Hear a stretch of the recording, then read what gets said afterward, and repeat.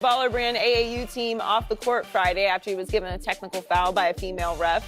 She was replaced in the middle of the game, and Adidas, who ran the event, said it was their decision. Lavar spoke about the ref after Friday's game. Let's take a listen.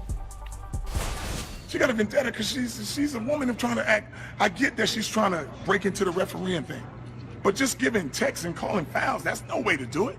I know what she's trying to say. I gave Lavar, I gave him a check, I'm strong. That ain't got nothing to do with it. Just call the game. If you're going to be qualified, you better be in shape and you better know the game. And she's bad on both of them. She's not in shape, she's not calling the game right, and she don't understand. So now she's trying to make a name for herself, so she's walking around like, you know, I'm the only woman in here. Yeah, we get it. I don't care if you're a woman or a man or whatever, just be good at what you do. Don't try to step in the lane. She needs to stay in the lane because she ain't ready for this. Coach the little kids first and then come up, because she ain't did enough. She ain't got enough on her resume, I can tell. We're joined once again by Rob Parker. Rob, what's your reaction to this? Just terrible. I mean, we're talking about a bad look. It is a bad look. And first, before we get to Lavar, I want to say this. The other referees who work with her, shame on them. Because if they would have removed her and I was working, I was another, and said, you don't want her, then none of us are working. How's that? And Adidas trying to take the brunt of it. Oh, well, we did it. No, it's not right. It shouldn't be done. But Lavar continues to do the same old thing. It's a tired act that's bad. And what is this anti-woman thing I'm getting? I just don't. She's out there refereeing basketball. Does he know her resume? Does he know who she really is to say all this stuff about her? And she's trying to make a name for herself. Why? Play the basketball game. You got to play through refereeing. We all know that, right? Yep. Referees make mistakes all the time in basketball. And they have vendettas. Right? Occasionally. Yep. Yeah, they do. But you got to play through it. You just have to. Yep. You can't let them be the ones to decide the game for you. You got to keep playing. It sends a terrible message, and I don't understand why he continues this self-destruction as far as people not wanting to like you. He's done a lot of good things with his boys, which I admire. His idea of even having his own brand, I admire that as an entrepreneur. I think that's all good. But this other stuff is what will make people say, I don't like this guy. I'm not going to buy anything that has his brand on it, and I don't want to be involved or pay attention to anything he's involved. I don't get this part. By the way, just for the record, Court Club Elite, owned by Ed Rush, the former NBA official, withdrew. Now they won't supply refs going forward. But to your point, I'm with you. They should have, in mass, just said, okay, we're out. I'm out. We're out then. And I know, you're right. They did come back, and I'm glad. Right. But they right then and there, forward. they should have just said, no, if she can't ref, none of us are Then refing. there was a compromise made for the next Lavar game in which there were supposed to be 2 female referees, but when the game started, it was down to 1 female referee. So go ahead, Shannon. Let me see. I will say her resume of being an official is better than Lavar's as being a head coach. I feel real comfortable. I feel really safe in saying I'm that. with you on that. And for you to call, and she made a call that you didn't like, would you have had this outburst had it been a man that would have called this tech on you? Would you have gotten as upset? It doesn't look right. You're the leader of men. When you're a coach, you're almost like a father figure to these young men. Oh, you are. And you're saying that they're literally to one of them. Yes, he's your son. In actuality, it is LaMelo. Yeah. But you're telling these young men that we're going to have some adversities in our lives, not just on the court, but you're going to have some in life. So what are you supposed to say?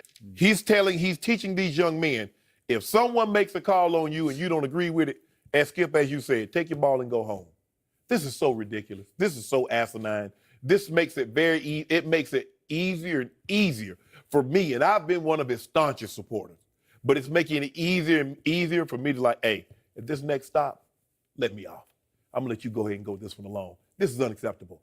There's nothing he can say. I don't care if she called 20 texts.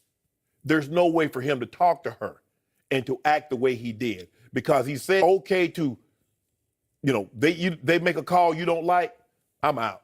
So not only am I going to quit, I'm going to act a fool in the process of me leaving. And then obviously being female was an issue. It wasn't just he, and I didn't like it. It was about her being, and then say You had she to go wasn't to in the shape. and from the video, she looks like she's in pretty good shape to me. I don't know. I didn't see anything wrong with her Yeah.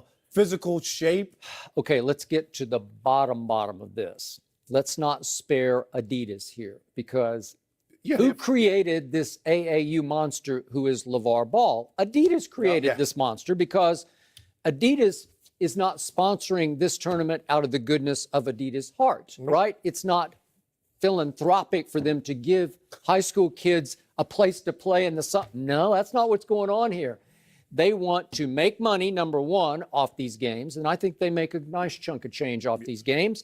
And number two, for some of these kids, they want to hope that they become Adidas clients going forward, right? Right. So, and especially the Ball family, you don't think there's some negotiations going on behind the scenes there? So Lavar has them at a very big disadvantage. So Lavar can do whatever Lavar wants to. And now we have the ultimate creation of what Shaq and Charles Barkley often criticize as AAU babies, right? Yep. These are the ultimately spoiled AAU babies coming out of this, because they're some of the best players in America being sent the worst possible message that you could send, which is, if you don't like those calls, just quit. And Lavar has to know in his heart of hearts, it's just wrong. And yet Lavar gets away with what he's, and again, his promotional genius is like beyond, he is P.T. Barnum reincarnated, because he has genius about what he's doing. And we're still talking about Lavar, but the biggest reason we're talking about Lavar is because his number one son is the polar opposite of everything Lavar. He shares the ball to a fault, and he says next to nothing to the media, right? And I think the number one son is about to change the fate of Laker Nation. He's going to be the new face of it, and I think he'll be able to stand up to it. And way to go, Lavar. I'm not sure exactly how much you had to do with the number one son, but you had to have something to do, and so did the mom. I think the mom had a whole lot to do. Not only should you quit if the official makes a call you don't like, you should act the fool on the way out in the process and after when you're doing an interview. Well, the rest of the AAU teams should be angry also, because that's an unfair advantage to him. If he can just complain when he doesn't like a certain set of referees and demand that they change them, and they're going to accommodate him because he brings in some sort of celebrity or viewership. If I was on the other teams, if I'm the parents of the other planning also. No doubt about thanks it, for joining us. 4-time Super Bowl champion.